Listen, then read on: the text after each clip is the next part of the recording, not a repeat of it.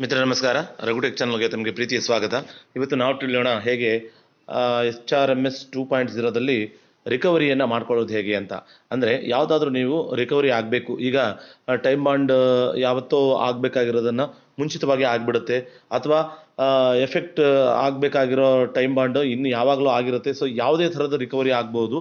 So ಅದನ್ನು ಹೇಗೆ ಮಾಡ್ಕೊಳ್ಳೋದು ಅನ್ನೋವಂಥದ್ದನ್ನು ನಾವೀಗ HRMS 2.0ದಲ್ಲಿ ನೋಡೋಣ.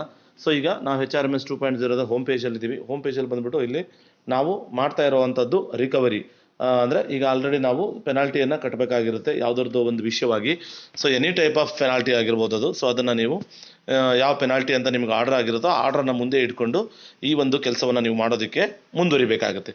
ಸೊ ಮೊದಲನೇದಾಗಿ ನಾವು ರಿಕವರಿಯನ್ನು ಮಾಡಬೇಕಾಗತ್ತೆ. ಸೊ ರಿಕವರಿಯನ್ನು ಹೇಗೆ ಮಾಡೋದು ಅನ್ನೋವಂಥದ್ದು ನೋಡೋಣ. ಸೊ ರಿಕವರಿ ಮೇಲೆ ನಾವು ಕ್ಲಿಕ್ ಮಾಡೋಣ.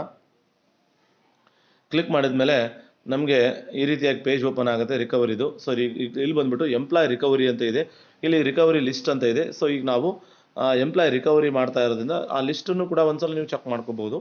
ಸೊ ಈಗ ನಾವು ಸಂಬಂಧಪಟ್ಟ ಎಂಪ್ಲಾಯರವರ ರಿಕವರಿಯನ್ನು ಮಾಡ್ಕೋಬೇಕಾಗಿದೆ. ಸೊ ಆ ರಿಕವರಿ ಯಾವುದು ಅಂತ ಈಗ ಆಲ್ರೆಡಿ ನಿಮ್ಗೆ ಗೊತ್ತಿರುತ್ತೆ. ಸೊ ಅದು ಲೋಕಲ್ ರಿಕವರಿನ, ನ್ಯಾಷನಲ್ ರಿಕವರಿನ, ಇಂಟರ್ನ್ಯಾಷನಲ್ ರಿಕವರಿನ, ಯಾವ ಥರದ ರಿಕವರಿ ಅನ್ನೋದು ನಿಮ್ಗೆ ಗೊತ್ತಿರಲಿ.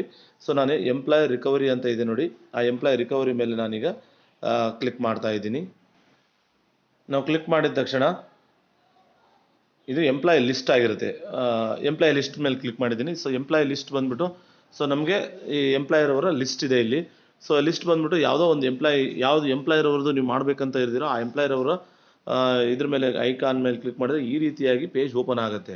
ಸೊ ಇದು ಅವರ ಬೇಸಿಕ್ ಡೀಟೇಲ್ಸ್ ಆಗಿರ್ಬೋದು, ಅಥವಾ ಇನ್ನು ನಾವು ಸೆಲೆಕ್ಟ್ ಮಾಡ್ಕೊಂಡಿರತಕ್ಕಂತಹ ಮಾಹಿತಿ ಆಗಿರ್ಬೋದು. ಸೊ ಇದು ಆಲ್ರೆಡಿ ಏನಾಗಿದೆ ಅಂತ ಹೇಳಿದ್ರೆ ಆ್ಯಡ್ ಆಗಿದೆ. ಸೊ ಅದನ್ನು ನಾವೀಗ ಇನ್ನೊಬ್ಬರು ಬೇರೆ ಎಂಪ್ಲಾಯರ್ ಅವರ ಮಾಹಿತಿಯನ್ನು ತಗೊಳ್ಳೋಣ. ಸೊ ಅದನ್ನು just wait. Okay, employ recovery ಅದು ಮೊದಲಿಂದ ಮಾಡೋಣ. ಸೊ ಇಲ್ಲಿ ಬಂದ್ಬಿಟ್ಟು ಇನಿಷಿಯೇಟ್ ಎಂಪ್ಲಾಯ್ ರಿಕವರಿ ಅಂತ ಇದೆ ನೋಡಿ. ಸೊ ಇನಿಷಿಯೇಟ್ ಮಾಡಬೇಕು ಹೊಸದಾಗಿ, ಆಲ್ರೆಡಿ ಇರೋದು ಎಂಪ್ಲಾಯ್ ಆದರೆ ಅದೊಂಥರ. ಸೊ ಇದು ಇನಿಷಿಯೇಟ್ ಹೊಸದಾಗಿ ಮಾಡ್ತಾ ಇರೋದ್ರಿಂದ ಯಾವುದಾದ್ರೂ ಒಂದು ಎಂಪ್ಲಾಯರವರನ್ನು ನಾವು ಚೆಕ್ ಬಾಕ್ಸ್ ಕ್ಲಿಕ್ ಮಾಡಿ ಓಕೆ ಕೊಡಿ. ಓಕೆ ಕೊಟ್ಟಾಗ ಈ ರೀತಿಯಾಗಿ ಪೇಜ್ ಓಪನ್ ಆಗುತ್ತೆ. ಅದನ್ನು ಕೂಡ ನೆಕ್ಸ್ಟ್ ಕೊಡಿ. ನಿಮಗೆ ಫೈಲ್ ಕ್ರಿಯೇಷನ್ ಬರುತ್ತೆ. ನೀವು ಹೇಗೆ FA ಮಾಡ್ತಿರಲ್ಲ ಅಥವಾ EL ಮಾಡ್ತಿರಲ್ಲ ಆ ರೀತಿಯಾಗಿ ಫೈಲ್ ಆಲ್ರೆಡಿ ಮಾಡಿರ್ತೀರ, ಆ ಫೈಲನ್ನು ಚೂಸ್ ಮಾಡ್ಕೊಳ್ಳಿ. ಆಮೇಲೆ ಇದನ್ನು ಕೂಡ ಚೂಸ್ ಮಾಡಿಕೊಂಡು ಸಕ್ಸಸ್ಫುಲ್ಲಾಗಿ ಕ್ರಿಯೇಟ್ ಫೈಲ್ ಆಗಿರುತ್ತೆ. ಮತ್ತೆ ಕಂಟಿನ್ಯೂ ಕೊಡಿ. ಕಂಟಿನ್ಯೂ ಕೊಟ್ಟ ತಕ್ಷಣ ಈ ರೀತಿಯಾಗಿ ಪೇಜ್ ಓಪನ್ ಆಗುತ್ತೆ. ಮತ್ತೆ ಕಂಟಿನ್ಯೂ ಕೊಡಿ. ನೆಕ್ಸ್ಟ್ ಇವರ ಡೀಟೇಲ್ಸ್ ಇಲ್ಲಿ ಬಂದಿದೆ ನೋಡಿ. ರಿಕವರಿ ಟೈಪ್ ಅಂತ ಇದೆಯಲ್ಲ, ರಿಕವರಿ ಟೈಪಲ್ಲಿ ಅದು ಯಾವ ಥರದ ರಿಕವರಿ ಅನ್ನೋ ಅಂಥದ್ದನ್ನು ಗೊತ್ತಿರಲಿ. ನಾರ್ಮಲ್ ರಿಕವರಿನ, ಲೋಕಲ್ ರಿಕವರಿನ, ಇಂಟರ್ನಲ್ ರಿಕವರಿನ, ಯಾವ ಥರದ ರಿಕವರಿ ಅನ್ನೋವಂಥದ್ದು ಮೊದಲನೇದಾಗಿ ನಿಮ್ಗೆ ಗೊತ್ತಿರಲಿ. ಸೊ ನಾನೀಗ ಇಂಟರ್ನಲ್ ರಿಕವರಿಯನ್ನು ತಗೊಳ್ತೀನಿ. ಸೊ ಇದು ROP ಆಗಿರ್ಬೋದು, ಪೆನಾಲ್ಟಿ RTI ಆಗಿರ್ಬೋದು, ಅಥವಾ NPS ಅರಿಯರ್ ಆಗಿರ್ಬೋದು. ಸೊ ಇದನ್ನು ನಾವೀಗ ROPಯನ್ನು ತಗೊಳ್ಳೋಣ. ಸೊ ಆ ರಿಕವರಿಯನ್ನು ನಾವೀಗ ಮಾಡ್ತಾ ಇದ್ದೀವಿ. ಇಲ್ಲಿ ಬಂದ್ಬಿಟ್ಟು ಟೋಟಲ್ ಅಮೌಂಟ್ ಎಷ್ಟು ರಿಕವರಿ ಮಾಡಬೇಕು, 1,000ನೋ 2,000ನೋ ಎಷ್ಟು ರಿಕವರಿ ಇರುತ್ತೆ ಅದನ್ನು ನೀವು ತಗೊಳ್ಳಿ. ಸೊ ಅದನ್ನು ಎಷ್ಟು ಇನ್ಸ್ಟಾಲ್ಮೆಂಟಲ್ಲಿ ಕಟ್ಟಬೇಕು ಅಂತ ಇರುತ್ತೆ, ಆ ಇನ್ಸ್ಟಾಲ್ಮೆಂಟನ್ನು ತಗೊಳ್ಳಿ. ಸೊ ಇನ್ಸ್ಟಾಲ್ಮೆಂಟ್ ಬಂದ್ಬಿಟ್ಟು ಮುಂದಿನ ತಿಂಗಳ ಸ್ಯಾಲ್ರಿಯಿಂದ ಸ್ಟಾರ್ಟ್ ಆಗುತ್ತೆ. ಈಗ ಆಲ್ರೆಡಿ ನಾವು ಜನವರಿನಲ್ಲಿ, ಫೆಬ್ರವರಿನಲ್ಲಿ, ಮಾರ್ಚಲ್ಲಿ ಇದ್ದೀವಿ ಅಂತ ಹೇಳಿದ್ರೆ ನೆಕ್ಸ್ಟ್ ಸ್ಯಾಲ್ರಿ ಆಗುವಂತಹ ತಿಂಗಳಿಂದ ಮುಂದಿನ ತಿಂಗಳುಗಳು ತೋರಿಸ್ತಾ ಹೋಗುತ್ತೆ. ನಾವೀಗ ಆ ತಿಂಗಳುಗಳನ್ನು ಸೆಲೆಕ್ಟ್ ಮಾಡ್ಕೊಳ್ತಾ ಇದ್ದೀವಿ. ಸೊ ಅದನ್ನು ನಿಮ್ಗೆ ಗೊತ್ತಿರಲಿ. ಸೊ ಲೋಕಲ್ ರಿಕವರಿ ಅಥವಾ ಕೋರ್ಟ್ ಸಂಬಂಧಪಟ್ಟಿರ್ತಕ್ಕಂತಹ ರಿಕವರಿ ಆಗಿರ್ಬೋದು, ಅದನ್ನು ತಗೊಳ್ಳಿ.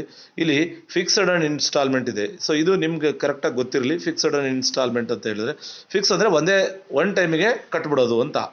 ಸೊ ಇದು ಫಿಕ್ಸ್ಡ್ ಆಗಿರುತ್ತೆ. ಸೊ ಒನ್ ಟೈಮ್ ನಾವು ಆ್ಯಡ್ ಮಾಡಬೇಕಾಗಿರೋದಿರುತ್ತೆ. ಅಷ್ಟು ಅಮೌಂಟ್ ಏನು 1,000 ಇದೆಯಲ್ಲ ಒಂದೇ ಕಂತಲ್ಲಿ ಕಟ್ಟುವಂಥದ್ದು ಒನ್ ಟೈಮ್ ಅಂತ ಹೇಳಿದರೆ. ಸೊ ಇದು ನಿಮಗೂ ಗೊತ್ತಿರಲಿ. ಒನ್ ಟೈಮ್ ಅಂತ ಹೇಳಿದ್ರೆ ಒಂದೇ ಸಲ ಒಂದು ತಿಂಗಳಲ್ಲೇ ಕಟಾವಾಗುತ್ತೆ. ಇದು ಒನ್ ಟೈಮ್ ಲಮ್ಸಮ್ ಅಮೌಂಟ್ ಆಗಿರುತ್ತೆ ಇದು.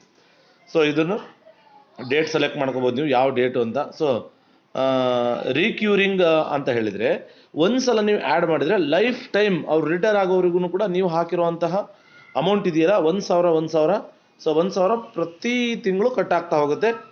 ಸೊ ಇದು ರೀಕ್ಯೂರಿಂಗ್ ಅಮೌಂಟ್ ಆಗಿರುತ್ತೆ. ಸೊ ಇದು ನಿಮ್ಗೆ ಯಾವ ಸಂಬಂಧಪಟ್ಟಿರುತ್ತೆ ಅದನ್ನು ದಯವಿಟ್ಟು ನೀವು ತಗೋಬೇಕಾಗುತ್ತೆ. ಇನ್ಸ್ಟಾಲ್ಮೆಂಟು ಯಾವುದಕ್ಕೆ ಸಂಬಂಧಪಟ್ಟಿದೆ ಅದನ್ನು ತಗೊಂಬಿಟ್ಟು ನೀವು ಮುಂದುವರಿಬೇಕಾಗತ್ತೆ. ಅದು ನಿಮ್ಗೆ ಗೊತ್ತಿರಲಿ. ರಿಕವರಿ ಟೈಪನ್ನು ಕೂಡ ನೀವು ಸರಿಯಾಗಿ ನೋಡ್ಕೊಳ್ಳಿ. ನಿಮ್ಮ ಆರ್ಡ್ರಲ್ಲಿ ನಿಮಗೆ ಏನು ರಿಕವರಿ ಮಾಡಬೇಕು ಅಂತ ಹೇಳಿದಾರೋ ಆ ಆರ್ಡ್ರಲ್ಲಿ ಎಲ್ಲವನ್ನೂ ಕೊಟ್ಟಿರ್ತಾರೆ. ಸೊ ಎಂಡ್ ಡೇಟನ್ನು ಏನಾದರೂ ಇದ್ದರೆ ಎಷ್ಟು ಕಂತು ಮೇಲೆ ನೀವು ಕಟ್ತೀರಾ ಅನ್ನೋದಂಥದ್ದು ಎಂಡ್ ಡೇಟ್ ಅದೇ ತಗೊಳುತ್ತೆ. ಸೊ ಅದು ನಿಮಗೂ ಗೊತ್ತಿರಲಿ. 5 ಕಂತು ಆದರೆ ನಿಮಗೆ ಇಲ್ಲಿ 3ನೇ ತಿಂಗಳಿಂದ ಸ್ಟಾರ್ಟ್ ಮಾಡಿದರೆ ನೋಡಿರಲ್ಲಿ ತಿಂಗಳುಗಳು ಚೇಂಜ್ ಆಗ್ತಾ ಹೋಗುತ್ತೆ. ಪ್ರತಿ ತಿಂಗಳು ಎಷ್ಟು ಕಟ್ ಮಾಡಬೇಕು ಅಂತಲೂ ಅದು ತೋರಿಸುತ್ತೆ ನೋಡ್ರಲ್ಲಿ. 1,000ಕ್ಕೆ 5 ಕಂತಾದರೆ ₹200 ಅಂತ ತೋರಿಸ್ತಾ ಇದೆ ಅದು. ಸೊ ಯಾರಿಗೆ ಯಾವ ಅಕೌಂಟಿಗೆ ಕಟ್ ಮಾಡಬೇಕು ಅಂತ ಇರುತ್ತೋ ಆ ಅಕೌಂಟ್ ಡೀಟೇಲ್ಸನ್ನು ಇಲ್ಲಿ ನೀವು ಮೆನ್ಷನ್ ಮಾಡಬೇಕಾಗತ್ತೆ. ಸೊ ಸಂಬಂಧಪಟ್ಟವ್ರಿಗೆ ಮಾಹಿತಿಯನ್ನು ಇಲ್ಲಿ ಯಾವ ಅಕೌಂಟಿಗೆ ಹೋಗಬೇಕು ಅಂತಲೂ ಇರುತ್ತದು. ಸೊ ಅದನ್ನು ನೀವು ಬ್ಯಾಂಕ್ ಡೀಟೇಲ್ಸ್ ತೊಗೊಳ್ಳಿ, ಬ್ರಾಂಚ್ ತೊಗೊಳ್ಳಿ, ಅಕೌಂಟ್ ನಂಬರ್ ತೊಗೊಳ್ಳಿ. ಸೊ ಅಕೌಂಟ್ ಟೈಪ್ ತೊಗೊಂಡು ಇಲ್ಲಿ ಬಂದುಬಿಟ್ಟು ಆರ್ಡ್ರ್ ಸಂಬಂಧಪಟ್ಟಿರ್ತಕ್ಕಂಥ ಆ ರಿಕವರಿಯ ಆರ್ಡ್ರ್ ಇದೆಯಲ್ಲ, ಆ ಆರ್ಡ್ರನ್ನು ಇಲ್ಲಿ ನೀವು ಮೆನ್ಷನ್ ಮಾಡಬೇಕಾಗತ್ತೆ, ಅಪ್ಲೋಡ್ ಮಾಡಬೇಕಾಗತ್ತೆ. ಮಾಡಿ ಸಬ್ಮಿಟ್ ಕೊಟ್ಟರೆ ಅದು ಮುಂದಿನ ಹಂತವಾಗಿರ್ತಕ್ಕಂತಹ ನೆಕ್ಸ್ಟ್ ಹಂತ ಯಾವುದು ಆ ಹಂತಕ್ಕೆ ಹೋಗಿರುತ್ತೆ. ಯಾವುದು ನೆಕ್ಸ್ಟ್ ಸೂಪರಿಂಟೆಂಡೆಂಟ್ ಲಾಗಿನ್ನು ಅದಕ್ಕೆ ಹೋಗಿರುತ್ತೆ. ಸೊ ಇದನ್ನು ನೀವು ನೋಡ್ಕೋಬಹುದಾಗತ್ತೆ.